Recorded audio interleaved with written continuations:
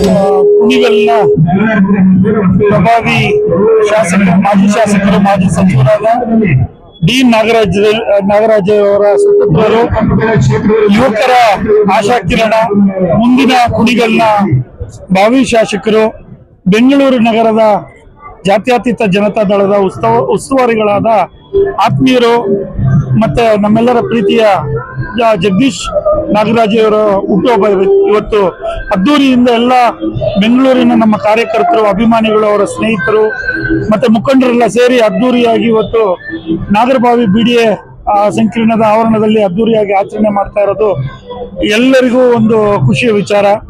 ಈ ಸಂದರ್ಭದಲ್ಲಿ ಅವರಿಗೆ ದೇವರು ಆಯುರ, ಆರೋಗ್ಯ, ಐಶ್ವರ್ಯ ಕೊಟ್ಟು ಕಾಪಾಡಿ ರಾಜಕೀಯವಾಗಿ ಉನ್ನತವಾದ ಒಂದು ಸ್ಥಾನವನ್ನ ದೇವರು ಕರುಣಿಸಲಿ ಅಂತ ಹೇಳ್ತಾ ನನ್ನ ಒಂದು ಶುಭಾಶಯಗಳನ್ನ ತಿಳಿಸಿ ಈ ಮೂಲಕ ಅವರಿಗೆ ನಾನು ಶುಭ ಕೋರ್ತಾ ಇದ್ದೇನೆ.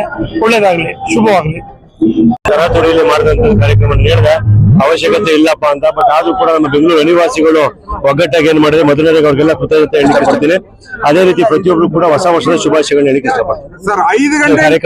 ಕಾರ್ಯಕ್ರಮಗಳು ಲೇಟ್ ಆಯ್ತು ಬರೋದು, ಹಂಗಾಗಿ 5 ಗಂಟೆಯಿಂದ ಎಲ್ಲ 5 ಗಂಟೆಗೆ ಹೇಳ್ಬಿಟ್ಟಿದ್ರು. ಹಾಗಾಗಿ ಎಲ್ಲರಿಗೂ ಕ್ಷಮೆ ಕೋರ್ತೀನಿ. ಮೊದಲನೇದಾಗಿ ಎಲ್ಲ ನಮ್ಮ ಏನು ವಿಶ್ವಾಸಿಗಳು ಮಾತು ಬೇರೆಗೆಲ್ಲ ಕ್ಷಮೆ ಕೋರ್ತೀನಿ, ಮಾತಾಡ್ತೀವಿ. ಶುಭಾಶಯ ಹೇಳಿದ್ರ ಸರ್? ಹೊಸ ವರ್ಷ ಶುಭಾಶಯ ಹೇಳಿದ್ವಿ. ಅವ್ರಿಗೆ ಶುಭ ಕೋರಿದ್ದಾರೆ. ನೀವು ಒಂದು ಒಳ್ಳೆ ಉನ್ನತ ಸ್ಥಾನ ಬರಬೇಕು ಅನ್ನೋ ಒಂದು ಅಭಿಲಾಷೆ ಇಟ್ಕೊಂಡಿದ್ದಾರೆ. ರಾಜಕೀಯ ಯಾವ್ದು ಅಪೇಕ್ಷೆ ಇಲ್ಲ ಬ್ರದರ್. ಈಗ ಜಸ್ಟ್ ಎಲ್ಲ ನಮ್ಮ ತಾಲೂಕಿನ ಮೂಲ ನಿವಾಸಿಗಳು ಸೇರಿ ಇಲ್ಲಿ ಮಾಡ್ತಾ ಇರೋದು. ಇದು ಯಾವ್ದು ರಾಜಕೀಯ, ಎಲ್ಲಾ ಪಕ್ಷದವರು ಬಂದಿದ್ದಾರೆ ಇಲ್ಲಿ, ಒಂದ್ ಪಕ್ಷದವರಲ್ಲ, ಎಲ್ಲಾ ಪಕ್ಷದವರು ಇದ್ದಾರೆ. ಒಂದು ಸ್ಥಾನದಲ್ಲಿ ನೋಡ್ಬೇಕು ಅಂತ ಎಲ್ಲರೂ ಇಷ್ಟ. ನಾವ್ ಯಾವ್ದು ಆಸಕ್ತಿ ಇಟ್ಕೊಂಡಿಲ್ಲ ಬ್ರದರ್, ರಾಜಕೀಯ ಆಸಕ್ತಿನ ಇಟ್ಕೊಂಡಿಲ್ಲ. ಏನೋ ನಮ್ದೊಂದು ಸರ್ವಿಸ್ ಮಾಡ್ತಾ ಇದೀವಿ ಅಷ್ಟೇ. Thank you brother.